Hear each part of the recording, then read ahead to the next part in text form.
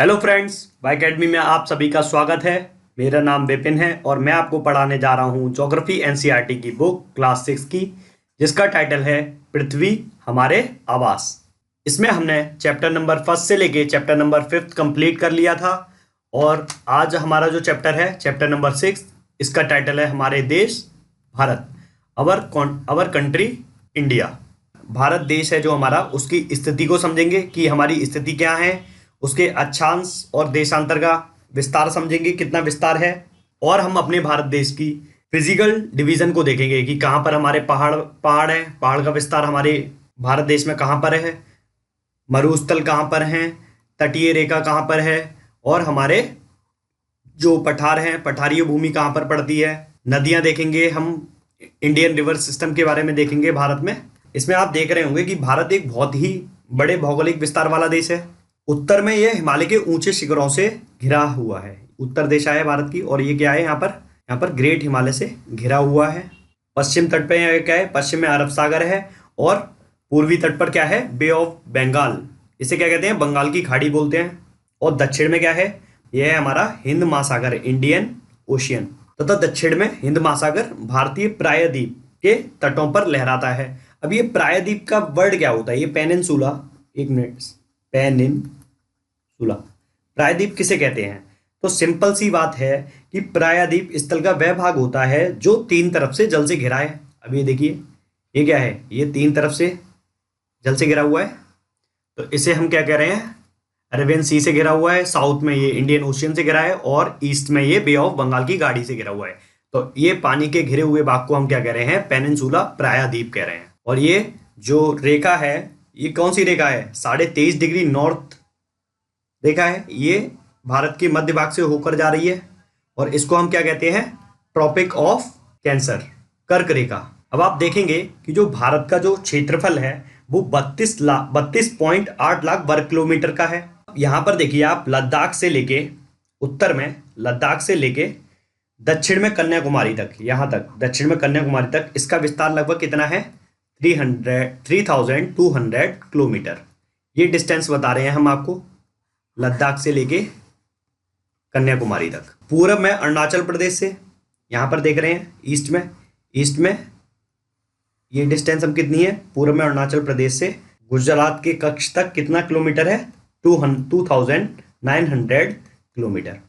Okay, तो ये हमारा पश्चिमी और पूर्वी की जो दूरियां हैं वो लगभग 300 किलोमीटर का इनमें अंतर है। अब होता क्या है कि हमारे भारत देश में आपको ऊंचे ऊंचे पर्वत श्रृंखलाएं दिखेंगी, जैसे हम द ग्रेट हिमालय के नाम से जानते हैं। भारतीय द ग्रेट इंडियन डेजर्ट मिलेगा हमें, और क्या मिलेगा, ये यहाँ पर राजस्थान में हमारे ग्रेट इंडियन डेजर्ट मिलेंगे, भारतीय मरुस्थल मिलेगा, ये हमारे कुछ नदियों द्वारा बनाए गए मैदान मिलेंगे, प्लेन्स कह रहे हैं जैसे।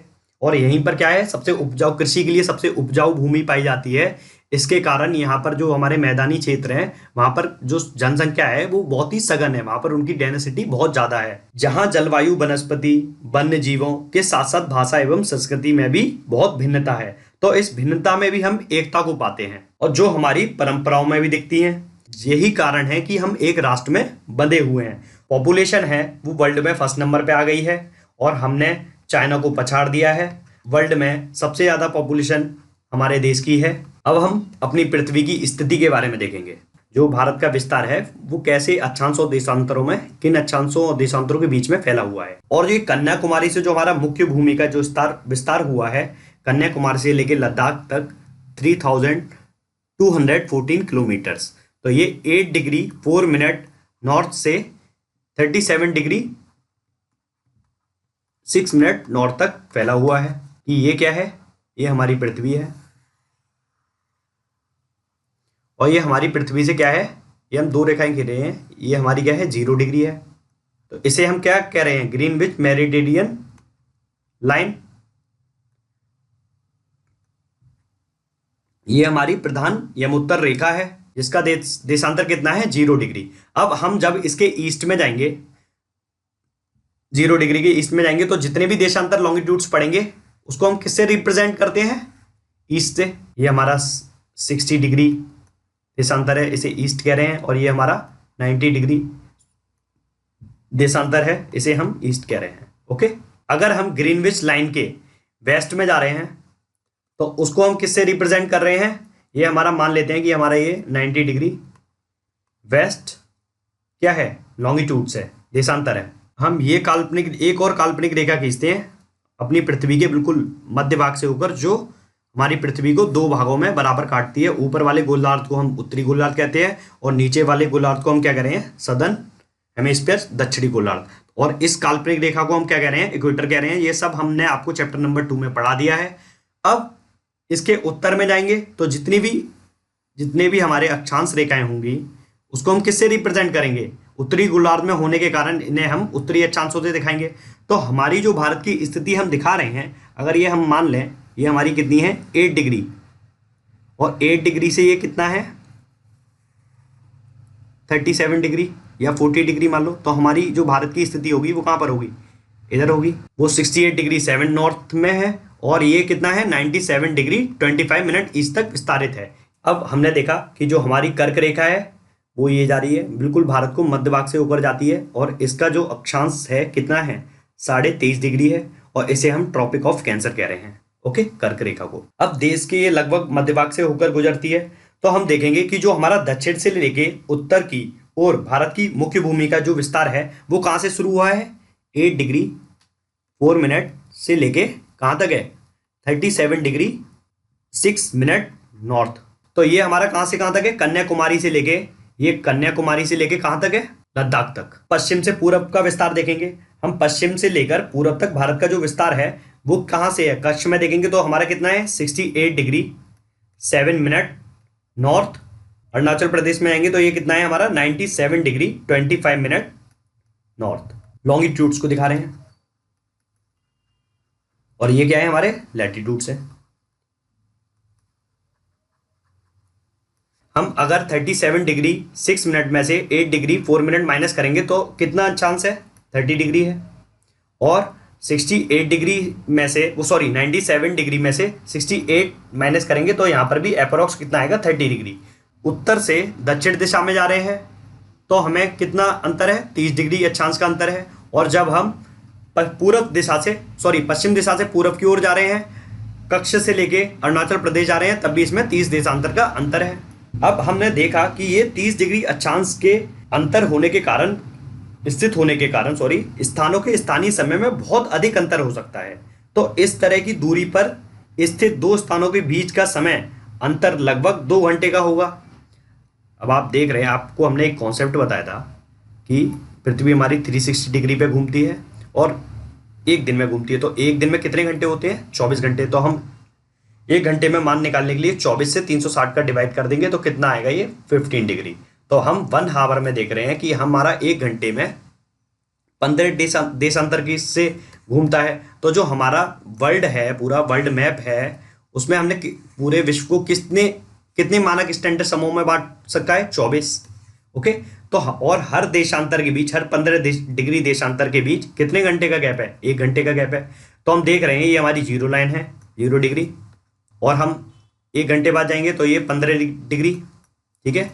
ये हमारा 30 डिग्री, ये हमारा 60 डिग्री 45, ये हमारा 60, ये हमारा 75, ये हमारा 90 डिग्री, और फिर ये हमारा आगे चलते रहेंगे 180 तक। और इस तरह से ही ऐसे चलेंगे और यहाँ पर क्या होगा, वेस्ट से करे जाएंगे और ये ईस्ट से रिप्रेजेंट करे जाएंगे।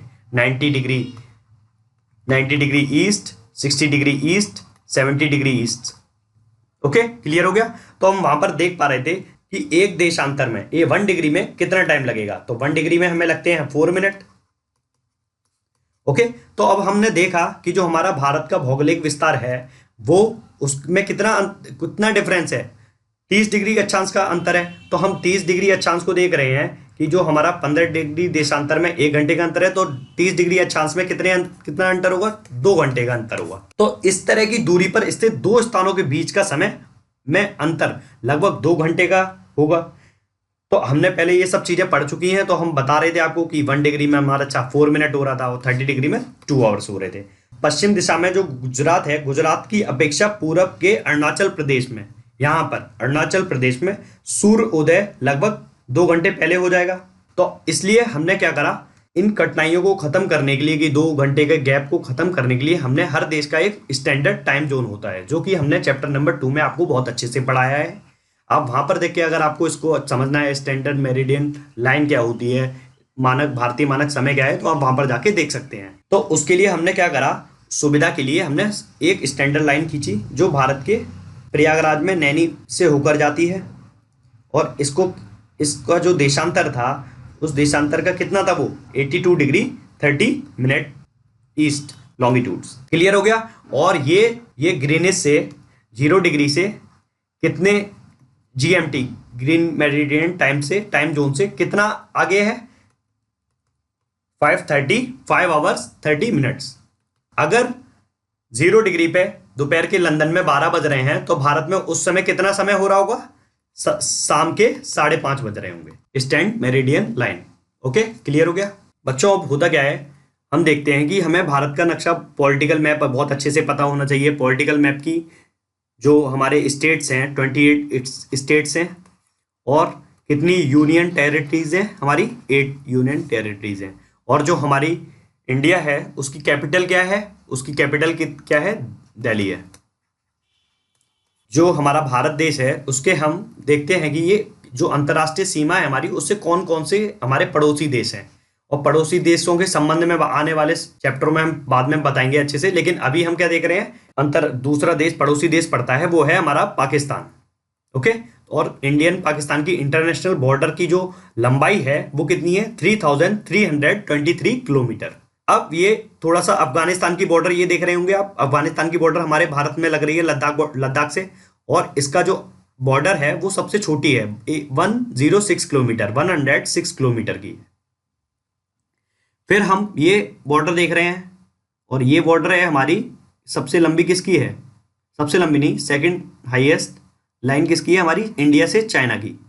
चाइना के संग इंडिया की बॉर्डर शेयर करता है, 3488 किलोमीटर की लाइन शेयर कर रहे हैं, इंटरनेशनल बाउंड्री।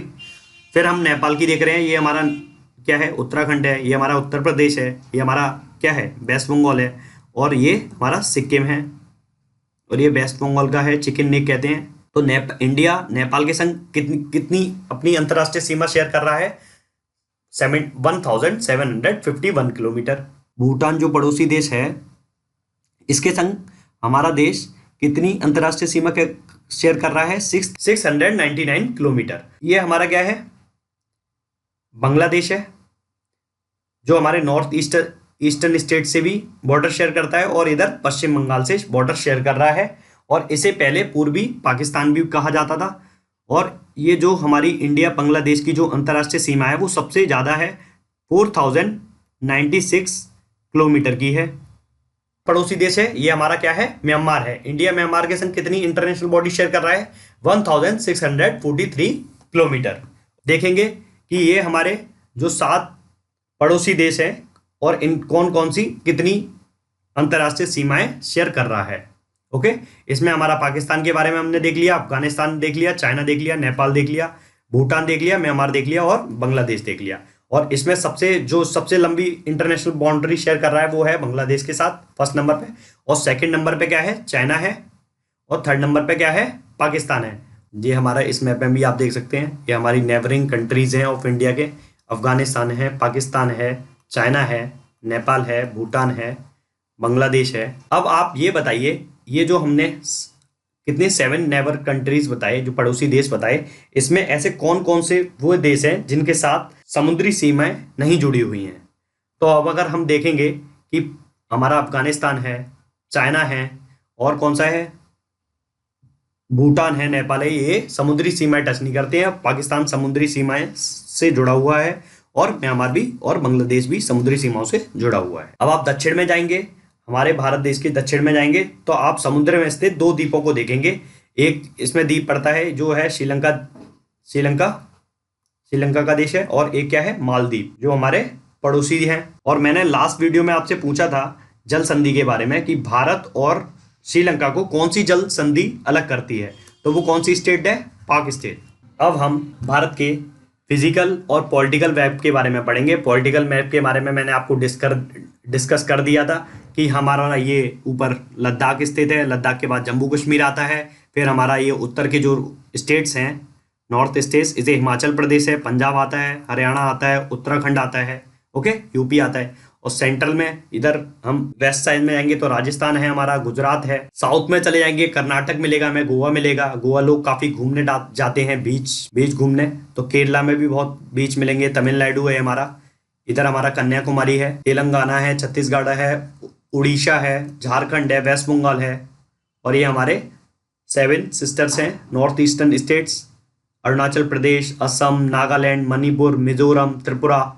तो आपको पॉलिटिकल मैप कम से कम रोज 10 मिनट देखना चाहिए और आपको इनकी लोकेशन को देखना चाहिए। सॉरी, कौन सा स्टेट कहाँ स्थित है, किसके संग कितनी बॉर्डर शेयर कर रहा है। जैसे हमारा यूपी है, यूपी अगर हम आपको पूछ लें कि यूपी किन किन राज्यों से अपनी बॉर्डर शेयर करता है, तो आप कमेंट सेक्शन में बताएं कि हमारा जो यूपी है वो कितने राज्यों से लगा हुआ है। अब हम इंडिया फिजिकल के मैप के बारे में पढ़ेंगे। अब हम भारत के भौतिक विभाजन के बारे में पढ़ेंगे कि फिजिकल डिवीजन कैसे किया गया है। और ये भौतिक फिजिकल डिवीजन हमने जो फिजिकल मैप में बताया था कि फिजिकल मैप में क्या क्या आता है। माउंटेन्स आते हैं, प्लेटो आते हैं, ओके, लेक्स आती हैं, कोस्टल प्लेन्स आते हैं। कोस्टल प्लेन क्या होते हैं, तट रेखा या तटीय मैदान। और हमारे द्वीप समूह आते हैं। इन सभी के जो हमारी फिजिकल डिवीजन है, इनको पढ़ेंगे हम कि ये हमारे भारत में कैसे कैसे विस्तारण है इनका। ये हमारा भारत का मैप है और इसमें हम देख रहे हैं, सबसे पहले हम क्या कर रहे हैं डिवीजन की, उत्तर का पर्वतीय क्षेत्र के बारे में पढ़ेंगे कि हमारा जो mountain region of the north का है, mountain region of the north, उसके बारे में पढ़ेंगे। तो हम देख रहे हैं कि उत्तर में क्या है, हमारा ग्रेट हिमालय है। ग्रेट हिमालय का माउंटेन स्थित है, ग्रेट हिमालय सीरीज स्थित है। ये देखिए, यहाँ से लेके हमारा ग्रेट रेंज, ये सबसे पहली जो रेंज आती है ये 3 भागों में बटी हुई है। सबसे पहला हमारा क्या, कौन सी रेंज आती है, ट्रांस हिमालय, जो कि हिमालय का भाग नहीं है, ये हिमालय के पार का माउंटेन है। ट्रांस हिमालय इसलिए कह रहे हैं इसे। फिर जो हमारी रेंज आती है, जो हमारी फर्स्ट रेंज है, उसे कहते हैं द ग्रेट हिमालय, बृहत हिमालय कह रहे हैं हम, फर्स्ट रेंज। सेकंड रेंज हम आती है लेसर हिमालय, मिडिल हिमालय कह रहे हैं, लघु हिमालय कह रहे हैं। और उसके बाद सबसे दक्षिण में आती है शिवालिक रेंज। जो हमारा ग्रेटर हिमालय है, इसको हम क्या कह रहे हैं, इसको हम हिमाद्री कह रहे हैं।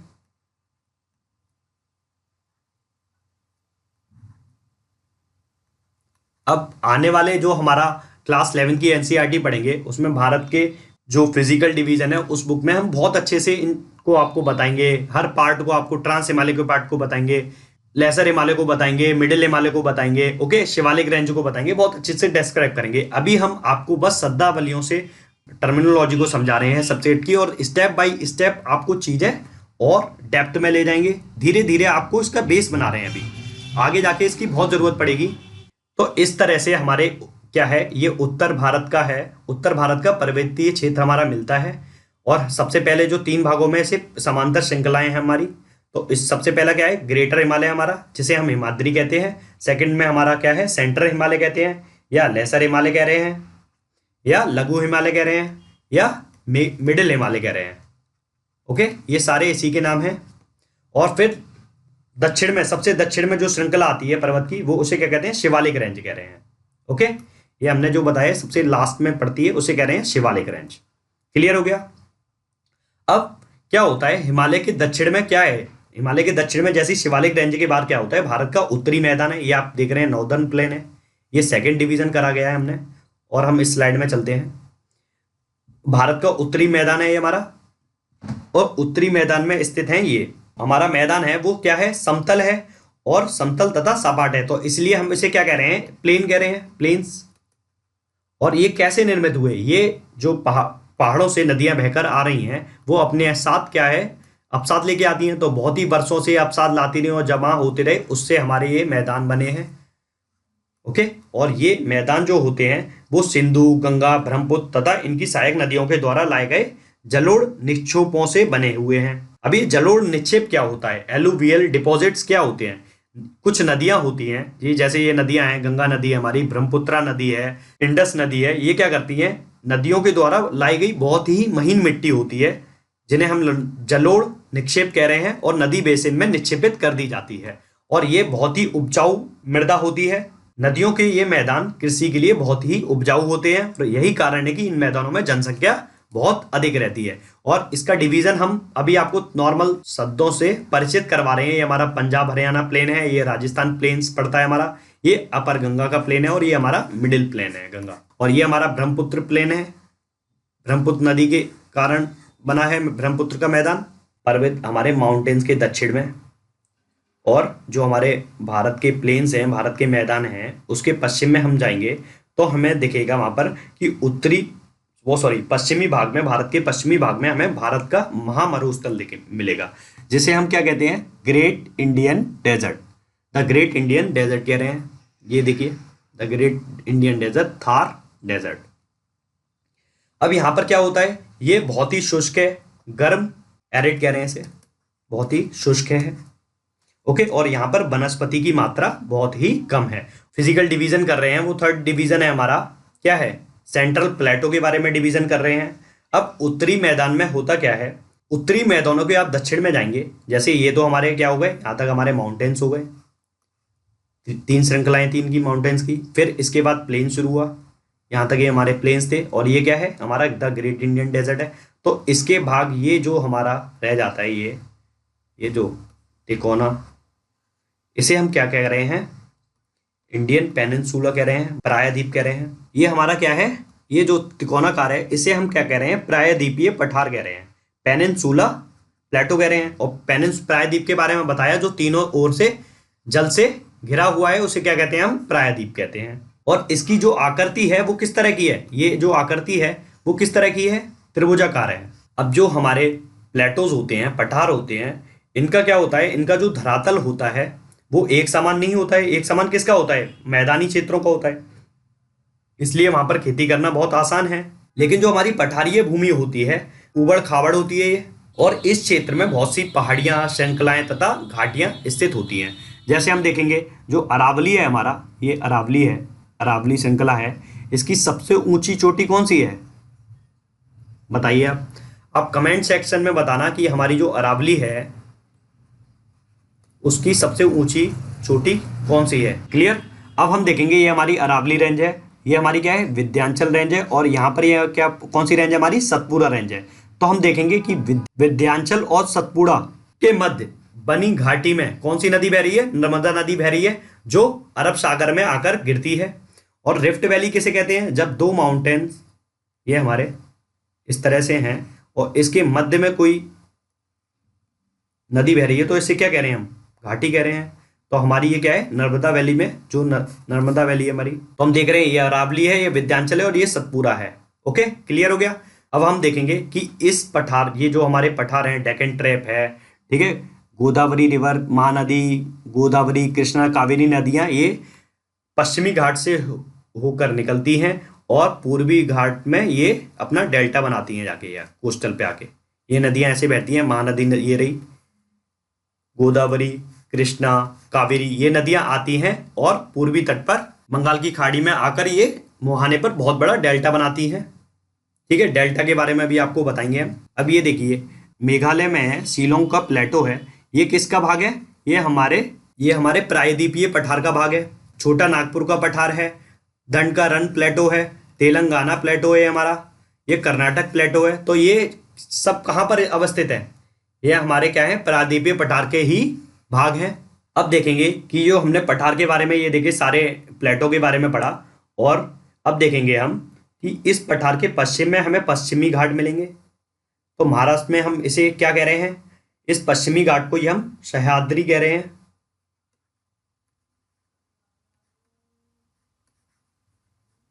क्या कह रहे हैं, पश्चिमी घाट को इधर के रीजन में हम क्या कह रहे हैं, सह्याद्री कह रहे हैं। परीक्षाओं में अक्सर ये पूछ लिया जाता है कि सह्याद्री हम कौन से घाट को कहते हैं। पूरब में आप पूर्वी घाट को देख रहे हैं, ये हमारा क्या है, पूर्वी घाट है। तो पूर्वी घाट स्थित है ये हमारा पूरब में। ओके, इसे हम क्या कह रहे हैं, ईस्टर्न घाट, और ये हमारा वेस्ट में क्या है, वेस्टर्न घाट्स। अब पश्चिमी घाट का जो विस्तार है वो कैसा है, वो एक समान रूप में है। ये जो पश्चिमी घाट का है ये बहुत ही संकरा है, और इसका क्या है, जो विस्तार है लगभग एक समान रूप में है। ये पूरा यहाँ से लेके गुजरात से लेके कन्याकुमारी तक बिल्कुल एक समान रूप में, कहीं से भी टूटा हुआ नहीं है। तो यहाँ से क्या है, नदियों के उद्गम हुए हैं, महानदी, गोदावरी नदी निकलती है, कृष्णा नदी निकलती है, कावेरी नदी निकलती है। तो ये जब नदियां जाके पश्चिमी पूर्वी तट को काटती हैं तो इससे क्या हुआ, जो हमारा पूर्वी तट है वो बीच बीच में टूटा हुआ है और असमान है। कि इन पठारों की सबसे अच्छी खासियत क्या है, इनमें खनिजों, कौन कौन से खनिज पाए जाते हैं, कोयला एवं लौह अयस्क की बहुत सी प्रचुरता है, बहुत अधिक मात्रा में यहाँ पर ये कोयला, कोल और आयरन ओर पाए जाते हैं। अभी हम डेल्टा के बारे में बात कर रहे थे, तो अब डेल्टा के बारे में आपको थोड़ा सा बनाते हैं कि ये डेल्टा होते क्या हैं। जब गंगा नदी, यहाँ ये हमारी गंगा नदी आती है अपना मैदान में बहते हुए, और ये ब्रह्मपुत्र नदी आ रही है इधर से, तो गंगा और ब्रह्मपुत्र नदियां विश्व के सबसे बड़े डेल्टा का निर्माण करती हैं, जिसे हम किस नाम से जानते हैं, सुंदरबन डेल्टा के नाम से जानते हैं। और ये कहाँ पर बनता है, ये बंगाल की खाड़ी में बनता है। इसके द्वारा बना हुआ डेल्टा होता है, उसकी आकृति कैसी है, उसकी आकृति भी त्रिभुजाकार है। और डेल्टा जो स्थल का वह भाग होता है जो नदी के मुहाने पर बनता है। पहाड़ों से नदियां आई, पहाड़ हैं, पहाड़ों से नदियां आ रही हैं, और मैदानी भाग में क्या होता है, ये बहुत से अपसादों को लेकर आती हैं। और जब ये समुद्र में बिल्कुल मिलती हैं तो वहाँ पर क्या होता है, वहाँ पर बहुत से अपसादों का जमाव निक्षेपण करती हैं। तो वहाँ पर जब त्रिभुजाकार की जो आकृति बन रही है उसे हम डेल्टा कह रहे हैं। और ये हमेशा क्या होता है, नदियों के मुहाने पे ही बनता है। जब नदियां समुद्र में प्रवेश करती हैं तो इस जगह को नदी का मुहाना कहा जाता है। क्लियर हो गया डेल्टा के बारे में। तो ये हमारी क्या है, गंगा नदी और ब्रह्मपुत्र के द्वारा बनाया गया डेल्टा है, जिसे हम सुंदरबन डेल्टा कह रहे हैं। और फिर हमारी ये महानदी है, यहाँ पर डेल्टा बना रही है। गोदावरी नदियां हैं, ये हमारी डेल्टा बना रही है। महानदी, गोदावरी, कृष्णा रिवर यहाँ पर डेल्टा बनाती है। और ये सारे कहाँ पर बना रही है, बंगाल की खाड़ी पर बना रही है, पूर्वी तट पे। अब आप देखेंगे कि जो हमारे वेस्टर्न घाट्स हैं वो तो काफ़ी संकरे हैं। अब हम जो डिवीज़न है हमारा भारतीय तटीय मैदान के बारे में पढ़ेंगे। ये हमारा क्या है, कच्छ से लेके Kathiawar, Konkan coast, Kannada coast, Malabar coast, ये हमारे क्या हैं, ये सब समुद्री तट है हमारे। ओके, उत्कल कोस्ट, नॉर्दर्न सरकार, कोरोमंडल, ये हमारे क्या है, कोस्टल प्लेन्स है। अब हम भारत के द्वीप समूह के बारे में भी पढ़ेंगे। जो हमारा भारत का द्वीप समूह है, जो बंगाल की खाड़ी में हमारे द्वीप समूह पड़ते हैं, उसे हम अंडमान निकोबार कह रहे हैं। अरब सागर में हमारे कौन सा द्वीप समूह है, लक्षद्वीप समूह है। और इसे हम क्या कहते हैं, कोरल आइलैंड भी कहते हैं इसे। इसमें क्या है, प्रवाल द्वीप भी कह रहे हैं इसे। कैसे कह रहे हैं हम प्रवाल द्वीप, लक्षद्वीप को। प्रवालों के बारे में हमने अभी लास्ट चैप्टर में ही आपको बताया था कि प्रवाल क्या होते हैं। रीफ्स, कोरल रीफ्स क्या होते हैं कि वे छोटे समुद्री जंतुओं के कंकाल हैं, जिसे पॉलिप कहा जाता है। ओके, पॉलिप्स कहा जाता है इन्हें, इनके कंकाल्स हैं जो, उन्हें हम पॉलिप कह रहे हैं। और जब ये जीवित पॉलिप मरते हैं तब उनका कंकाल बच जाता है। तो पॉलिप की वृद्धि इन ठोस कंकालों के ऊपर होती रहती है, और जो बढ़ते बढ़ते काफी ऊंचे हो जाते हैं, तथा इस प्रकार प्रवाल द्वीपों का निर्माण होता है। तो हमने ऑस्ट्रेलिया में आपको कौन सा प्रवाल द्वीप बताया था कि कौन सी है, द ग्रेट बैरियर रीफ के बारे में बताया था हमने आपको। तो लक्षद्वीप जो है हमारा, ये देखिए आप, ये हमारे पॉलिप्स हैं और ये जमा हो गए हैं, ठीक है, दीवार नुमा करती है, तो इसे हम क्या कहते हैं, प्रवाल द्वीप कह रहे हैं। लक्षद्वीप के बारे में बात हो गई हमारी। लक्षद्वीप के बारे में हम बताया, ये क्या कहाँ पर पड़ता है, अरेबियन सागर में पड़ता है। लक्षद्वीप हमारा इंडिया का ही द्वीप समूह है। अंडमान निकोबार द्वीप समूह के बारे में पढ़ेंगे कि भारत से दक्षिण पूर्व दिशा में ये बंगाल की खाड़ी में स्थित है। ये क्या है, बे ऑफ बंगाल की खाड़ी में स्थित है। और हम देखेंगे कि जो हमारी ये 10 डिग्री लाइन चैनल है, चैनल क्या होता है, जैसे हम बहुत सा वाटर यहाँ से क्रॉस हो रहा है तो इसे चैनल बोल रहे हैं। और ये जो हमारा 10 डिग्री लाइन है, 10 डिग्री नॉर्थ क्या करती है, 10 डिग्री नॉर्थ क्या कर रही है, अंडमान और निकोबार को अलग कर रही है। लेकिन जो निकोबार का जो आइलैंड है वो कौन सा है, कार निकोबार आइलैंड, और अंडमान का कौन सा आइलैंड है, लिटिल अंडमान को। तो 10 डिग्री जो चैनल है वो अंडमान के लिटिल अंडमान को और निकोबार के कार निकोबार को अलग करता है। ओके, ये इस तरह से परीक्षाओं में आ जाता है कि 10 डिग्री चैनल कौन कौन से आइलैंड को अलग करता है। क्लियर हो गया। अब आप देखेंगे कि जो हमारा अंडमान निकोबार है वहां पर बैरल आइलैंड पाया जाता है। नॉर्थ अंडमान है हमारे अंडमान की राजधानी है पोर्ट ब्लेयर, वो कहाँ पर स्थित है, वो हमारे कहाँ पर स्थित है, साउथ अंडमान में। ये क्या है, ये इंडिया का रिवर सिस्टम का मैप है। तो हमने आपको रिवर सिस्टम के बारे में बताया था, ये गंगा नदी के द्वारा निर्मित मैदान है। यहाँ पर गंगा की बहुत सी सहायक नदियाँ हैं, यमुना है, घाघरा है, गोमती है, गंडक है। ओके, ये ब्रह्मपुत्रा नदी का निर्मित द्वारा मैदान है।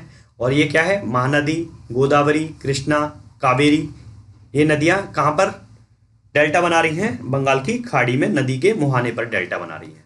यहाँ पर अरावली रेंज के बारे में बताया था। फिर यहाँ पर कौन सी थी, विंध्याचल रेंज थी। और यहाँ पर कौन सी थी, सतपुरा। और विंध्याचल और सतपुरा के बीच में जो घाटी बनी हुई है उसमें कौन सी नदी बह रही है, ये हमारी नर्मदा और तापी नदियां बह रही हैं। इसी के साथ ये चैप्टर समाप्त होता है। क्लास 6 की एनसीईआरटी कंप्लीट हो गई है। अब हम जो अगली एनसीईआरटी की बुक पढ़ेंगे वो क्लास 6 7th की एनसीईआरटी पढ़ेंगे। स्टेप बाय स्टेप हम चीज़ों को और डेप्थ में पढ़ेंगे। कमेंट करें, लाइक करें, शेयर करें और हमारे चैनल को सब्सक्राइब जरूर करें। और आपको इस तरह की बहुत अच्छी वीडियो मिलेंगी ज्योग्राफी से संबंधित। तो हम चलते हैं। Thank you guys.